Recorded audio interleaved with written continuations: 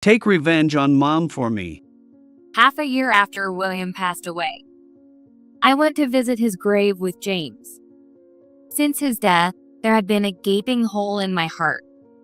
The times we spent together, the places we went, the food we ate. I know William wouldn't want me to keep looking down forever. Even though I know this, I can't help but cry when I think of him unexpectedly. I want to look forward, but I don't know how. I was living a life full of worries about what I should do. However, after visiting the grave, as we were heading home, the slightly puffed envelope James handed me seemed to clear the fog in my mind. This is a letter from William. With some doubts, I received the letter from James and opened the envelope at home. Inside were several letters on a USB and a few photos. As I went through them, I realized William had been involved in a serious situation. At the same time, I realized I needed to look forward for his sake. My name is Mary. I'm 35 years old. I work at a small local company and lead a peaceful and comfortable life. Leaving the lively office, I return home and turn on the lights.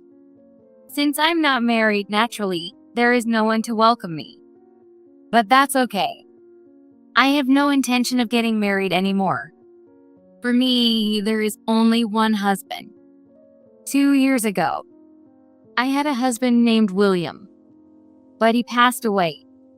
He ended his own life. I met William when we were college students. I joined the club he was in. Of course, we weren't close from the start.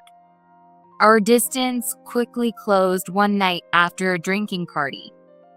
At that time, I wasn't old enough to drink alcohol, so I watched my drunk friends while holding a soft drink.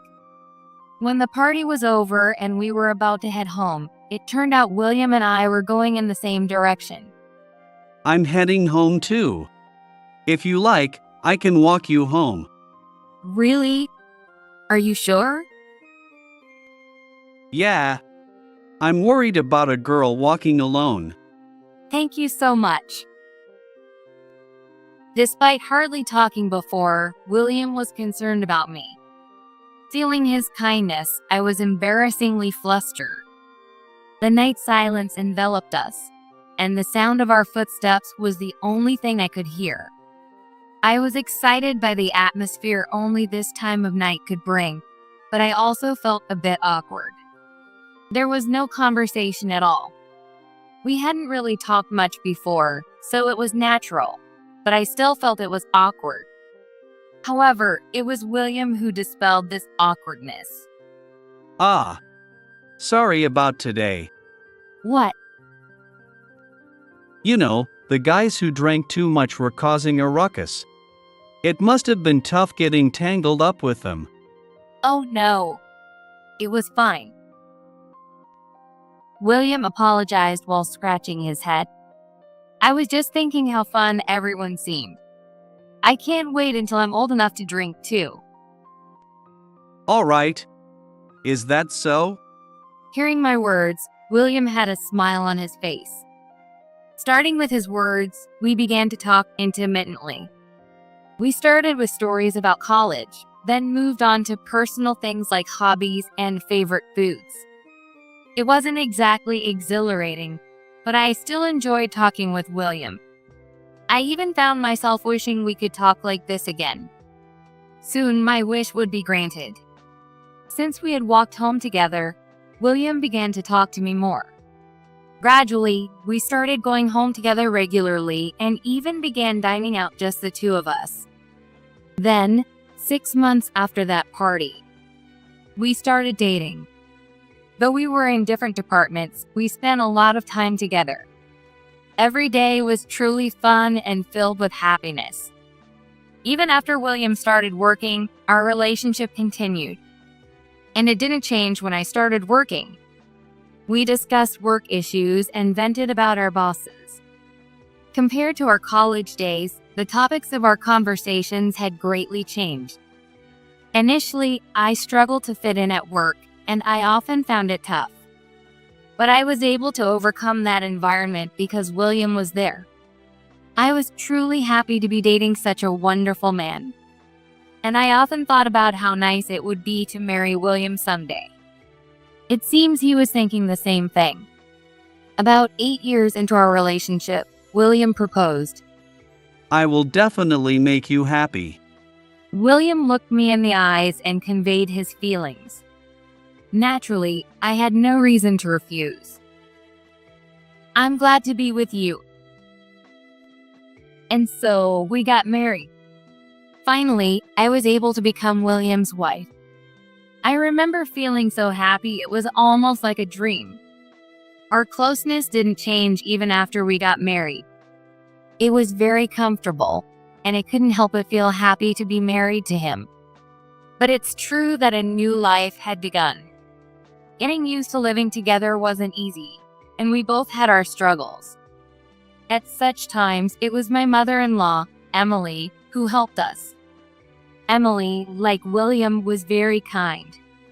I heard that her husband had passed away, but he must have been as kind as William and Emily. Are you okay? Is there anything troubling you? Actually, sometimes we'd talk over the phone, and since she lived nearby, she would come over to visit. She kindly taught me how to cook and shared life hacks. Often, we would have meals together with Emily. There wasn't a fixed day or time, but she probably considered that I'd be coming home from work on weekday nights. I'll take care of everything, Mary. You can just rest. But I can't just leave everything to you, Emily. It's fine. You must be tired from work, right? Don't worry about me. Okay? Oh, thank you. At first, I felt I relied too much on Emily and often felt guilty. However, as I spent more time with her, I began to feel that she also enjoyed interacting with us. From then on, I was able to interact with Emily without feeling tense. At that moment, it felt like all the tension I had been feeling since I started interacting with Emily suddenly disappeared. My only child is William, you know. So it's fun for me to talk with someone his age like you. Emily treats me like her own daughter. On my days off, it's not uncommon for Emily and me to go shopping together. At home, we often brew our favorite teas and chat about this and that. Being far from my parents and unable to see them often, I was happy that Emily paid attention to me. However, such a peaceful life quickly crumbled. The trigger was when Emily opened a cafe. She had mentioned wanting to open a cafe before, so I wasn't particularly surprised. However, I was surprised when William said he wanted to quit his job to help Emily, but I sincerely wished him the best and agreed. I decided to support our household until William's income stabilized. Perhaps because there were no competitors, Emily's cafe seemed to take off faster than expected. People are coming in more than I thought. Mom seems happy about it. That's great. Are there any regulars? Yeah, there are a few. That's good to hear. I've had some of her trial dishes, and they were really delicious. I can see why you have regulars. Hearing my words, William shyly smiled. After that, Emily's cafe continued without a break in customers. They even got featured in a magazine, and it seems the number of customers is only increasing. It's nice that so many people come, and it's not too busy, but it's still tough managing just the two of us. William laughed a bit troubled, but his smile conveyed how happy he was that the shop was thriving. I was glad things seemed to be going well, but a year after the shop opened, I began to notice William sighing more often. I wondered if I should just leave him be, but the frequent sighs were too concerning to ignore. Trying to be tactful, I decided to ask William about it. Lately, are you okay? Okay. What do you mean? Well, I've noticed you've been sighing a lot lately. I wondered if you might be having some troubles. It's okay if you don't want to talk about it. Oh, I didn't realize I was doing that. It seemed he wasn't aware of his own size. That made me even more worried, as it suggested he was really stressed. Well, things at the shop haven't been going so well. The shop? Apparently, a similar concept cafe had opened nearby, and it was quite trendy and stylish. Customers who used to come are now going to the new shop, and the foot traffic has been dwindling. It's not like there's any problem with the management yet, but it's getting worrying, or maybe tougher. Mom is worried too, she always looks sad. That's tough. I knew a new shop had opened but didn't know about the concept. I only ever planned to go to Emily's place. I wasn't interested in the other. Yeah. William held his head and sighed deeply again. Although I wanted to help after hearing his concerns, there wasn't much I could do. The only things I could do for the shop were to visit myself and promote it to others. It's indirect, and I'm not sure if it will be effective. When I went to the shop after talking to him, Emily's expression was as cloudy as he said. There were fewer customers than before, and it was clear why. Ah, Mary. William told you everything, didn't he? Yes. I'm trying to figure out what to do. I mean, I'm promoting the place to people around me. Oh, thank you. Emily smiled weakly behind the counter and looked down at her cup. If the decline in customers continues, if the shop goes under, I couldn't help but imagine the worst and felt gloomy. While drinking coffee, I pondered if there was anything else I could do. However, my worries ended up being unnecessary. A month after hearing William's concerns, incredibly, the new store that had opened closed down. As a result, Emily's cafe regained its liveliness. That store closed, huh? I was surprised. That's right. I was surprised too. Emily responded with a pleased smile to my words. However, I felt something off about her reaction. It was as if she knew the store was going to close. If she knew it would close. But I couldn't just ask her. I thought it must be just my imagination and continued the conversation with Emily. William, who was listening to our conversation, also spoke up. It's nice to have people coming back, isn't it? Yes. It would be great if it stayed like before. No, even more people came. Emily's words made William nod in agreement. The closed store must have had its own circumstances. Thinking this, I hoped even more that Emily's cafe would thrive further. But following this incident, strange things started happening around the shop. Other stores started going out of business, except for Emily's. At least 3 had closed within a month. All the closed shops were cafes similar to Emily's. Have you noticed that a lot of shops around here have been closing recently? When I visited Emily's cafe again, I casually brought it up. That's right. I wonder why. But all their customers are coming to us, so it might be a relief. I thought Emily would find the rapid closures suspicious, but she didn't seem to. Although she expressed surprise in her words, her expression and tone made me feel like she might know something. Didn't you have any interaction with the other shops? There was some interaction, but I really didn't know. It's really surprising, isn't it? Emily seemed pleased that the other stores had closed. However, I couldn't understand her feelings. In such a situation, I think I would feel more scared than happy.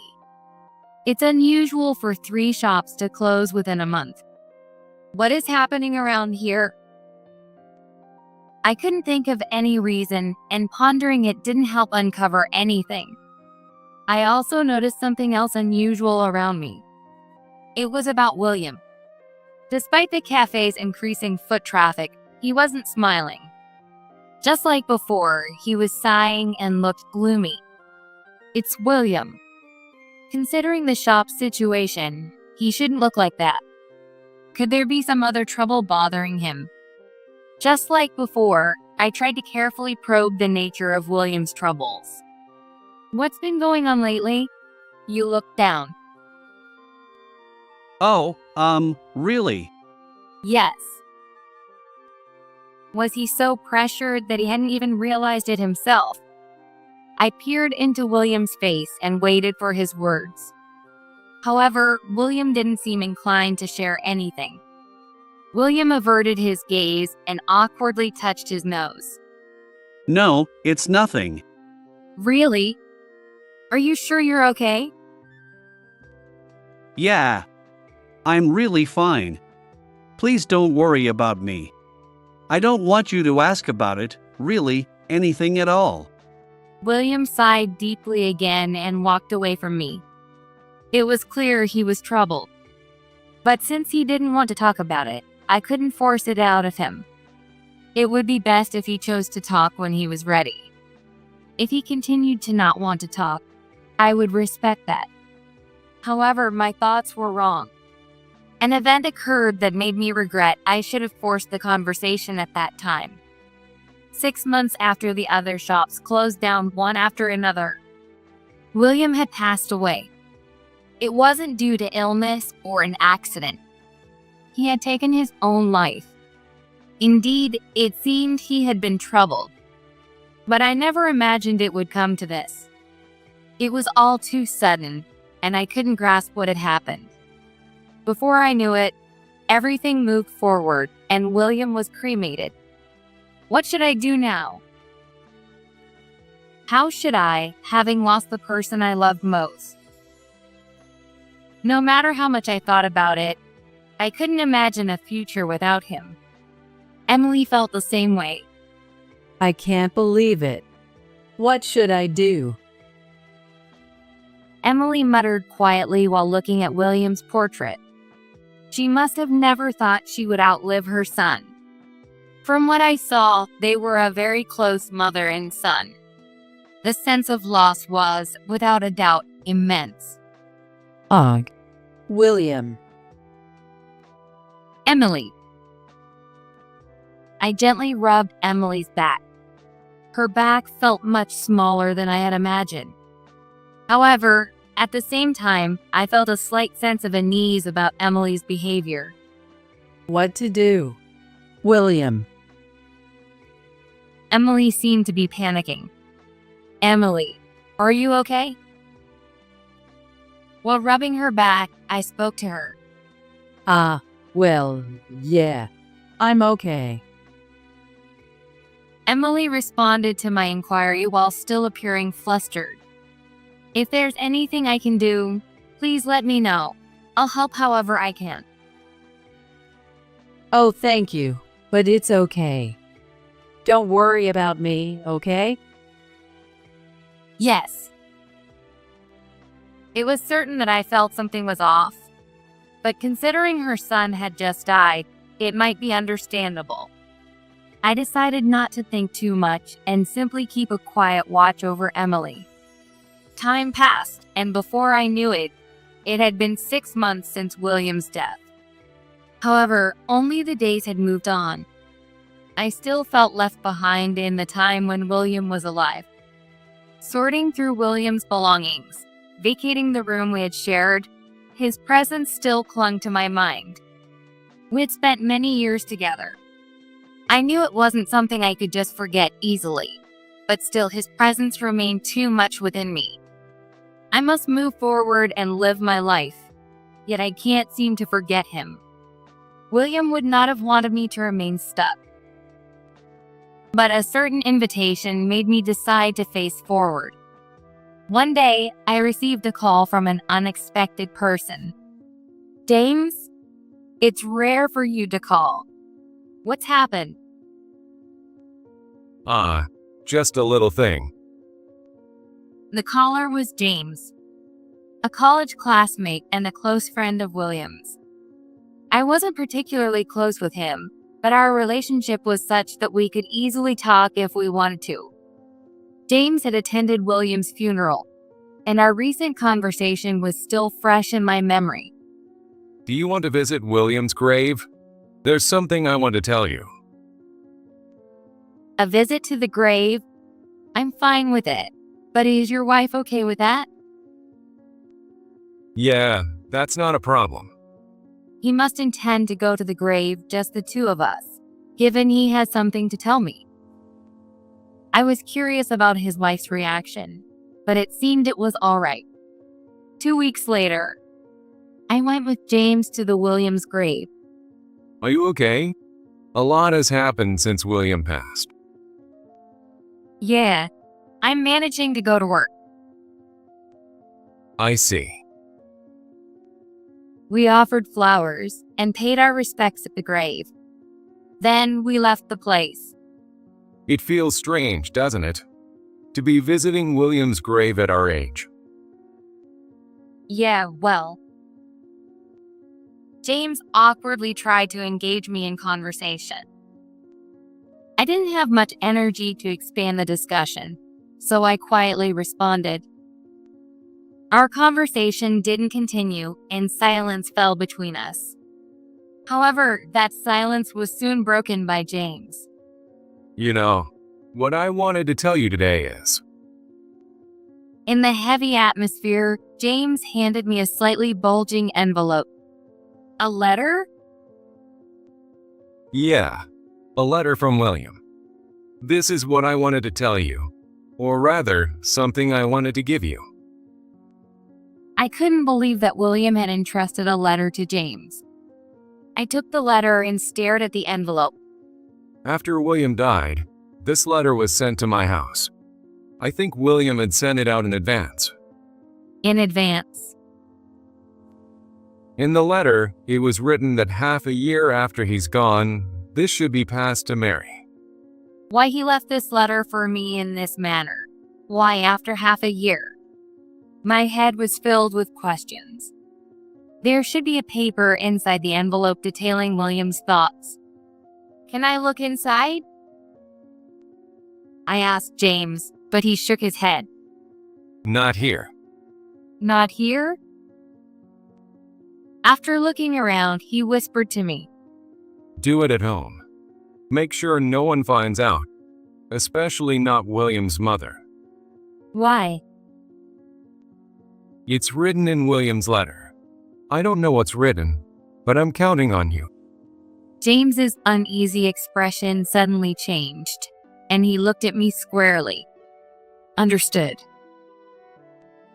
I gave a small reply and carefully tucked the envelope into my bag. After parting with James, I hurried home. Once inside, I opened the envelope that James had given me. What had William left behind? If it's something Emily shouldn't notice, it might not be something pleasant. My hands trembled with nervousness and anxiety. Inside the envelope, there was a USB, several photographs, and many pages of letter paper. I decided to read the letter first. I dropped my gaze to the thick stack of letter paper. Take revenge on Mom for me. The sentence written prominently at the beginning made my spine chill. As I continued reading the letter, it contained shocking details about Emily. This can't be. It was too shocking, and I couldn't believe it all at once. That's right, the photos. I quickly checked the enclosed photos and the USB. Could it be really? My mind went blank, unable to think or understand what had happened, and not wanting to understand. But I couldn't keep running away. I picked up the letter again and continued reading.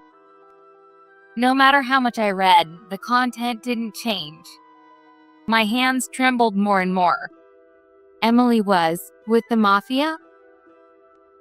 What William had left behind was information that Emily had colluded with the mafia for the sake of her shop, and the USB and photos were the evidence. Emily began relying on the mafia when a new shop started taking her customers. The reason the shops were shutting down one after another was that the mafia was acting on Emily's requests. The first contact between Emily and the mafia was around the time she started her shop.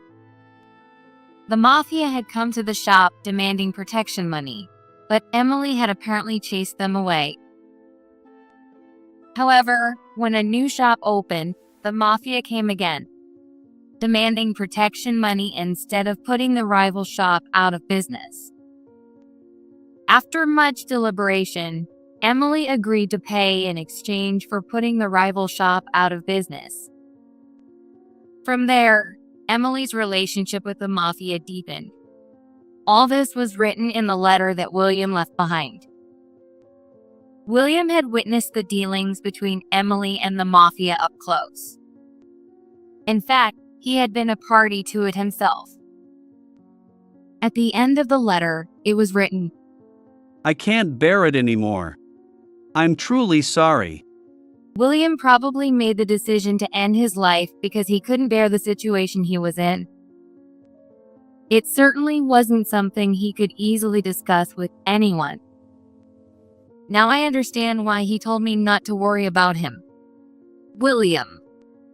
But now that I knew everything, I thought perhaps I should have forced him to talk. I was filled with a sense of futility.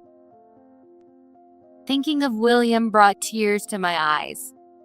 Yet, I can't just stop here. As William said, I must take revenge on Emily. I must avenge his regrets. I clenched the letter from William and vowed to take revenge on Emily. Emily, I came to see you again today. Welcome, Mary. Even after William's death, I continued to frequent Emily's cafe. That didn't change even after reading his letter. But it's certain that my view of Emily had changed. The unease I felt when the surrounding stores closed and at the funeral felt justified after knowing everything. Would you like the usual cake set today? Yes, that would be great. I'll leave the choice of cake to you. Emily smiled kindly before efficiently starting to prepare the cake set. The cafe seemed calmer than before. After William passed away, Emily had reduced the operating hours but kept the cafe open. I wish I could have helped, but with my job, that wasn't possible. All I could do was visit Emily, who was managing on her own.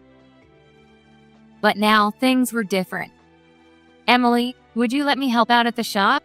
I always thought it looked tough. Even though it was a bit of a stretch, I felt compelled to see Emily's other side, so I offered to help. That's kind of you. But aren't you tired, Mary? No. Please don't worry about me. Initially hesitant, Emily seemed moved by my insistence and said, Then, could I take you up on that offer? If you're helping, maybe I could extend the hours a little. That sounds great. I'll do my best. I didn't want to believe what William had said. But having been taken care of by Emily so much in the past, there was a part of me that wanted to believe in her innocence. However, my hope was not to be fulfilled. While preparing to open one day, I suddenly heard Emily talking to someone. There's been another troublesome shop opening up. I'll pay, so handle it the same way. It was definitely a conversation I wasn't supposed to hear. I could tell instantly from the content and Emily's dark voice, sending chills down my spine. But this also made me finally give up hope. I decided to prepare for revenge against Emily. 2 weeks later, before the store opened, I could hear Emily talking to someone again. Yes, just like that. The same low, dark voice from that day made me tense. All right then, that settles it. Next time, in a week. Got it. See you then. I waited for Emily to finish her call and then approached her. Emily, who were you talking to? Whoa, you startled me. Were you here? Yes, I've been here for a bit. Who were you talking to? Having initiated the conversation, I couldn't let it go. I pressed on. It's someone you don't know, Mary. Don't worry about it. Come on, let's get ready. But I've already finished preparing. Could you please tell me who you were talking to? Emily glared at me as I continued to ask insistently. I said it doesn't concern you. You were talking to the mafia, weren't you? What? It's no use trying to hide it anymore.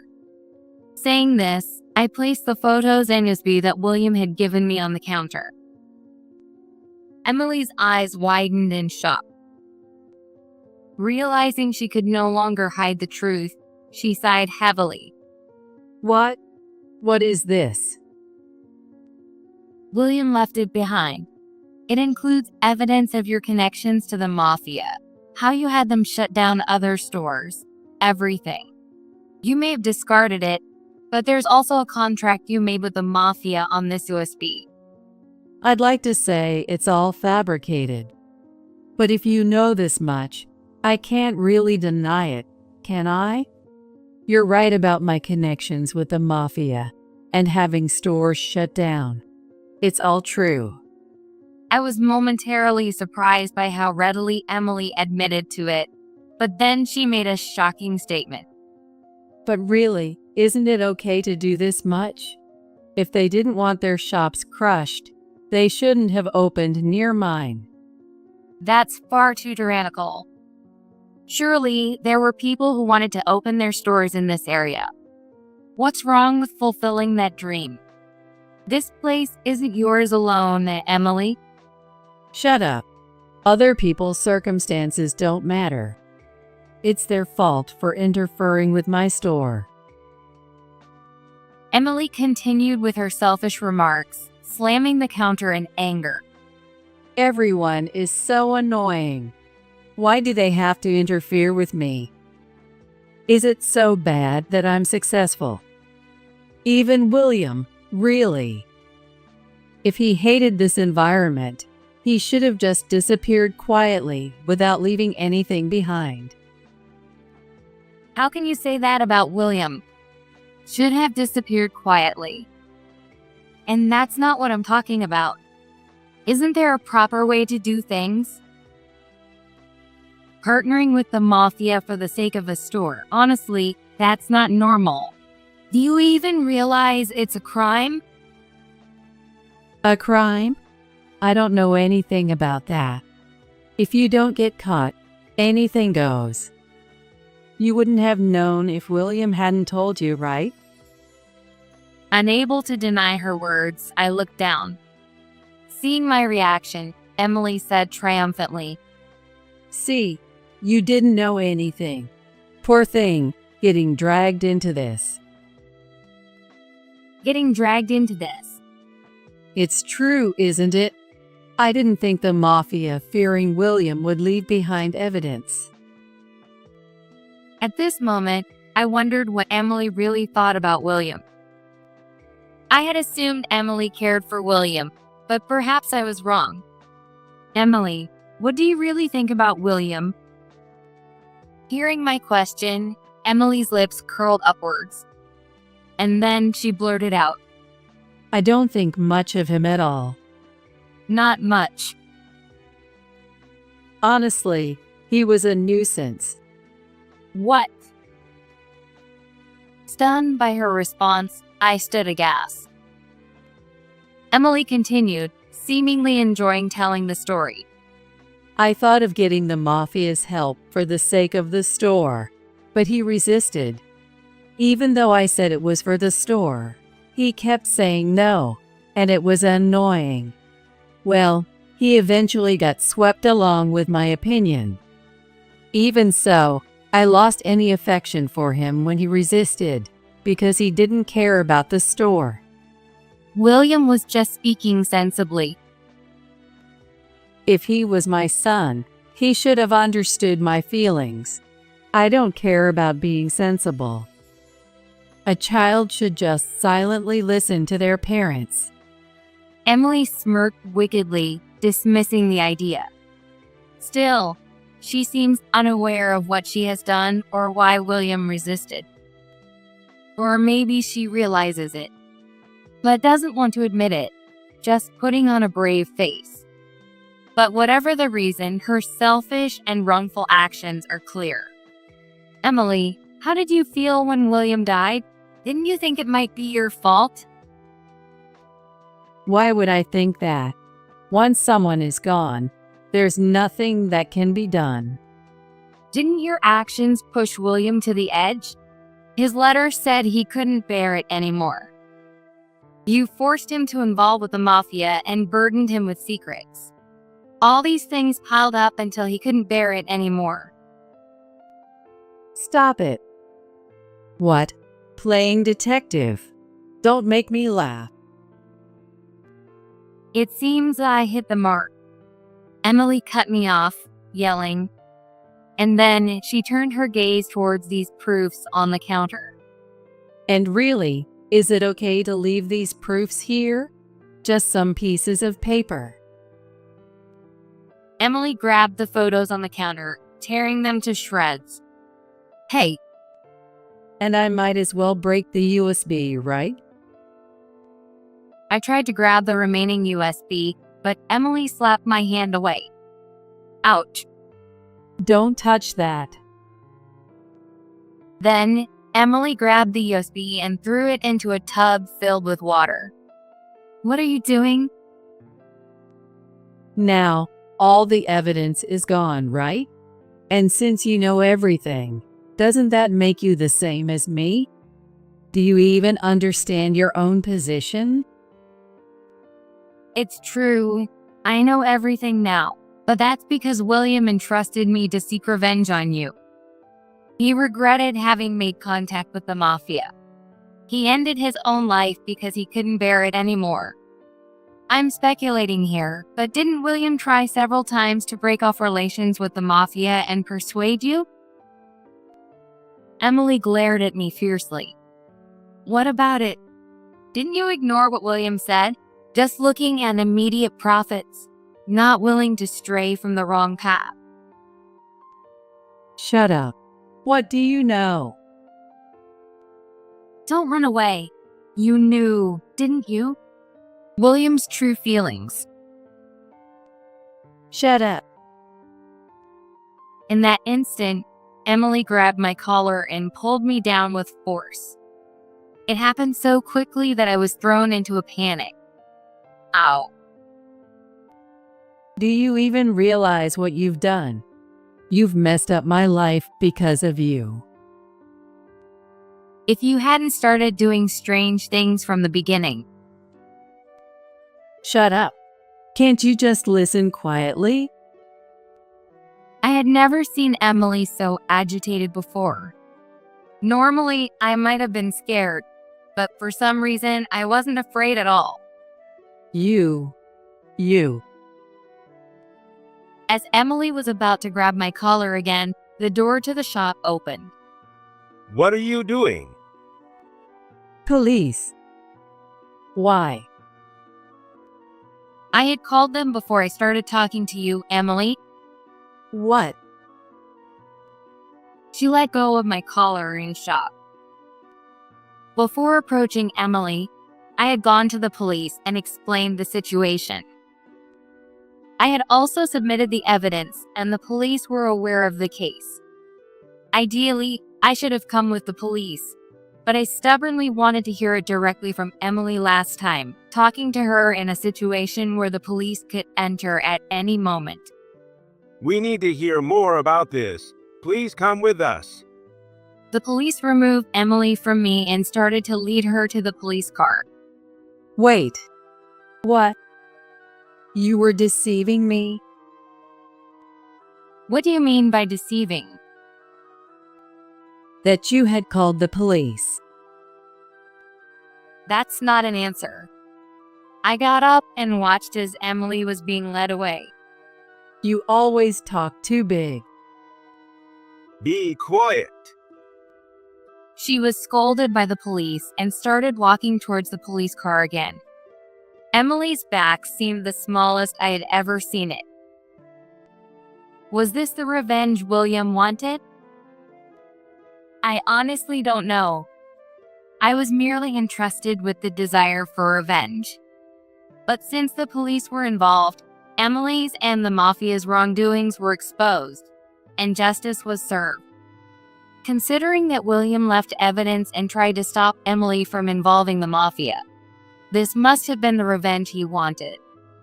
I returned home and looked at William's memorial portrait.